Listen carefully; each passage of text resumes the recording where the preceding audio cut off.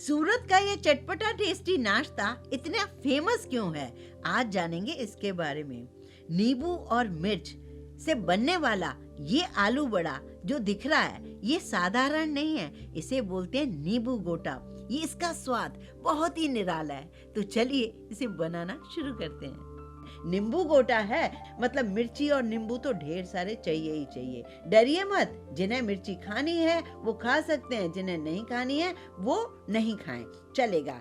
यहाँ लिए मैंने मिर्ची और नींबू ढेर सारी। तो यहाँ पर जो हमें मिर्ची चुननी है वो ऐसी चुननी है जो ज्यादा तीखी ना हो, पतली वाली ना हो और बहुत मोटी भी ना हो, मीडियम साइज की मिर्च हो। और इन्हें आप धोकर पोंछ लीजिए और उसके बाद इन्हें मिर्चियों को रख दीजिए। घर में कई मेंबर ऐसे होते हैं ना जिन्हें मिर्ची बहुत पसंद है, जैसे मुझे बहुत पसंद है हरी मिर्च, और कई मेंबर ऐसे होते हैं जो मिर्ची से बिल्कुल दूर भागते हैं। तो ऐसा आप अपने चॉइस के हिसाब से इसे रख सकते हो।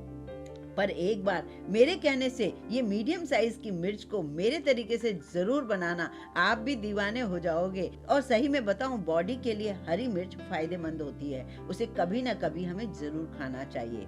लेकिन ये मिर्च बड़ी स्वादिष्ट बनेगी। मैंने मिर्चियों को इतने बड़े बड़े टुकड़े करके अलग रख दिए हैं। नींबू काटना है तो नींबू पर डिपेंड करता है कि हमें कितना रसेदार नींबू मिल रहा है। तो यहाँ पर मैंने 3-4 नींबू काट लिए हैं। मुझे करीब करीब 4 टेबल स्पून नींबू का रस चाहिए। तो यहाँ मैंने 3 नींबू से ही निकाल दिया है 4 टेबल स्पून के आसपास रसा।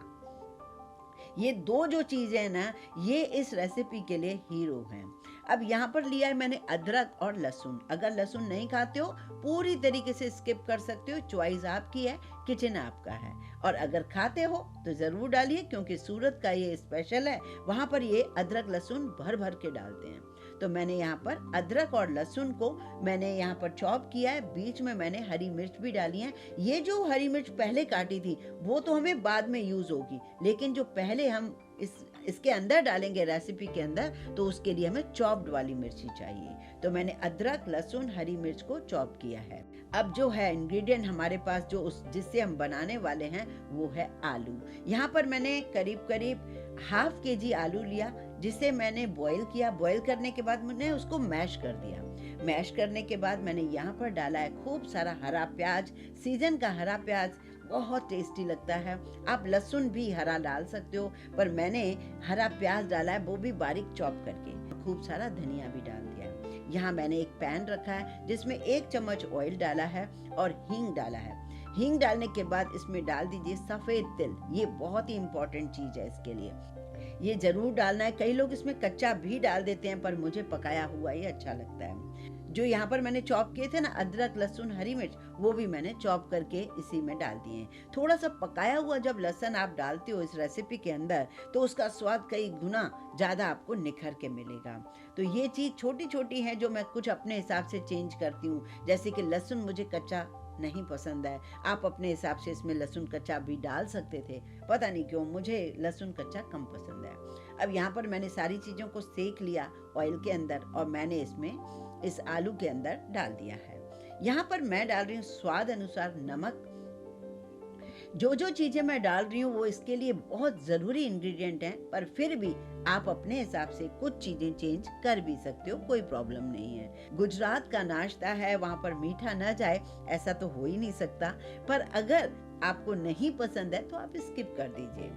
अब बारी है इसमें कुछ और बेसिक मसाले डालने की, जैसे कि हम इसमें धनिया पाउडर डाल रहे हैं और थोड़ा सा मैं जीरा पाउडर डाल रही हूँ। लाल मिर्च आप स्किप कर सकते हो या फिर चॉइस आपकी है, क्योंकि मिर्ची तीखे पर डिपेंड करता है कितनी तीखी थी हमने हरी मिर्च डाली है। यहाँ धनिया मैंने अच्छी क्वांटिटी में डाल दिया, जीरा पाउडर भी डाल दिया, थोड़ी सी लाल मिर्च डाली है, बहुत कम। अब बारी है ये इंग्रेडिएंट डालने की। आपको हैरानी होगी कि आलू के अंदर इतना सारा नींबू डाल देंगे तो ये कैसे लगेगा, ये बनेंगे कैसे। डालिए, बिल्कुल मत डरिए। और इससे आप जब मिक्स करेंगे तो ये बढ़िया सा मिश्रण आपका तैयार हो जाएगा। मुंबई का, महाराष्ट्र का वड़ा पाव बिल्कुल अलग ढंग से बनता है। नॉर्मल आलू बड़े बिल्कुल अलग ढंग से बनते हैं, लेकिन मैंने उज्जैन का आपको एक स्पेशल आलू बड़ा बताया था जो कि सब्जी मंडी में मिलता है और बहुत ही कम रेट से उन्होंने शुरू किया था और कई सालों से वो दुकान आज भी है। वो बिल्कुल अलग तरीका था, लेकिन ये नींबू गोटा सूरत का, गुजरात का बहुत ही अलग है।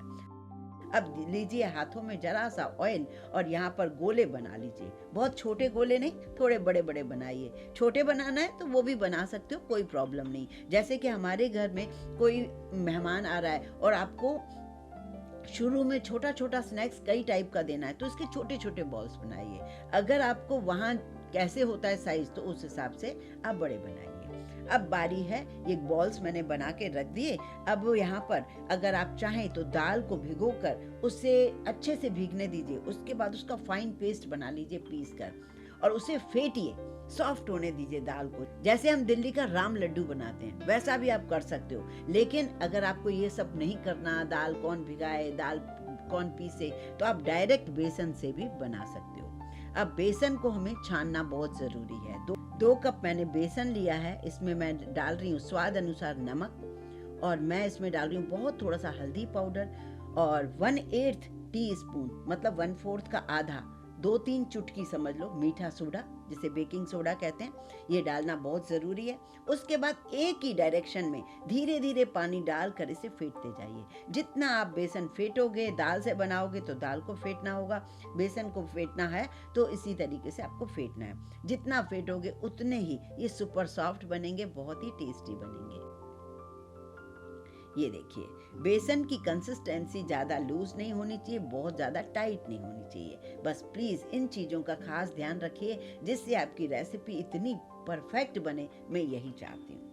ये देखिए, अब बेसन बन गया, इसको हम 10 मिनट के लिए रेस्ट देंगे। और यहाँ पर अगर आप हाथ से बनाना चाहेंगे तो वो भी मैं बताऊंगी। कई लोगों को हाथ से बनाना अच्छा नहीं लगता, तो एक छोटी सी करछी ले लीजिए, उसमें ये बॉल को डाल दीजिए और इस तरीके से डुबो कर बेसन में आप यहाँ पर कढ़ाई में डाल दीजिए। कढ़ाई का तेल बहुत गर्म नहीं होना चाहिए, लेकिन बहुत ठंडा भी नहीं होना चाहिए। यहाँ पे एक छोटी सी ट्रिक बताती हूँ आपको। जैसे ही आपने कढ़ाई में डाला ये बॉल, उसके बाद आपको क्या करना है, जरा सा ऑयल उस बॉल के ऊपर डालते जाना है, तो उससे वो गोल शेप में आ जाएगा। मैं आपको अभी बताऊंगी। बेसन एक्स्ट्रा निकाल दीजिए, बड़े आसानी से इसके ऊपर डालते चले जाओगे। यहाँ गोल करते हुए इसके अंदर डालिए। हाथों से भी मैं बनाकर दिखा रही हूँ। जैसे हमें आदत पड़ गई है तो हम तो हाथों से बना लेते हैं, लेकिन किसी को नहीं आए तो आप इस तरीके से भी बना सकते हो। 4-4, 5-5 एक साथ आप बना लोगे। धीरे से आप चम्मच से पलटिए और उसके बाद उन्हें सिकने दीजिए। ये देखिए, एक प्लेट में निकाल लीजिए। बहुत ज्यादा लाल रंग नहीं करना है, इसलिए मैंने कहा था तेज गैस पर बिल्कुल मत बनाना।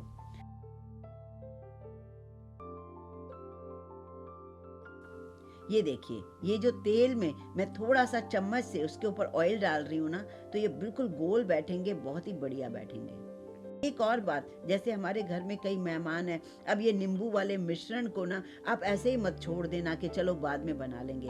आप इनको अध कच्चे भी बना के रख सकते हो एक बॉक्स में। आप 2 दिन के लिए, मतलब जैसे आज आपने बनाया, दूसरे दिन आप इसको यूज कर सकते हो दोबारा फ्राई करके। फ्राई नहीं करना है तो इन तले हुए आध कच्चे जो तले हुए हैं, इन्हें बेक कर लीजिए एयर फ्रायर में या अवन में, तो ये क्रिस्प हो जाएंगे, बहुत बढ़िया, बिल्कुल टेंशन नहीं है। मैं ऐसे ही करती हूँ। ये देखिए, बच्चों को सुबह टिफिन में देना है, अध कच्चे फ्राई करके रख दीजिए, बस कुछ करना ही नहीं है। सुबह आपको या तो फ्राई करना है या एयर फ्रायर में डालना है।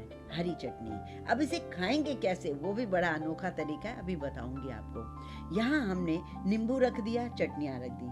अब हमारे पास जो मिर्ची थी ना, जो हमने मिर्ची को कट किया था, उन्हें झारे में रखकर इस तरीके से आप फ्राई कीजिए। फ्राई करने से एक तो उनका तीखापन खत्म हो जाता है, और हमने मोटी मिर्ची चुनी थी इसलिए भी वो तीखी नहीं है। मिर्ची में डाल दीजिए, आप चाहें तो थोड़ा सा चाट मसाला या फिर नमक नींबू डाल दीजिए। ये तली हुई मिर्ची इतनी स्वाद बनेंगी ना कि आप 4-6 तो कब खा लेंगे पता ही नहीं चलेगा। अब इसको खाने का तरीका ये होता है कि इसे आप यूं कट कर लीजिए। कट करने के बाद इसके ऊपर डाल दीजिए नींबू के रस को, जी हाँ, और रखिए इसके ऊपर मिर्च। अब आप इसको जब मुंह में डालेंगे तो मुझे याद जरूर करेंगे। ये है नींबू गोटा, बहुत ही अमेजिंग, और इसे आपको जरूर बनाना है। कैसा लगा मुझे जरूर बताइए, पसंद आए लाइक जरूर कीजिए, ज़्यादा से ज़्यादा शेयर कीजिए उन फ्रेंड्स, फैमिली और रिलेटिव्स को जिन्होंने शायद इसे देखा ही नहीं है, सुना ही नहीं है इसके बारे में। और एक बात, चैनल पर अगर नए आए हो, अभी तक सब्सक्राइब नहीं किया, तो प्लीज़ यार, मेरे मोटिवेशन के लिए ही सही मेरे चैनल को सब्सक्राइब तो कर दो। आप हमारी फैमिली के मेंबर बन जाओगे, वो भी टोटल फ्री में।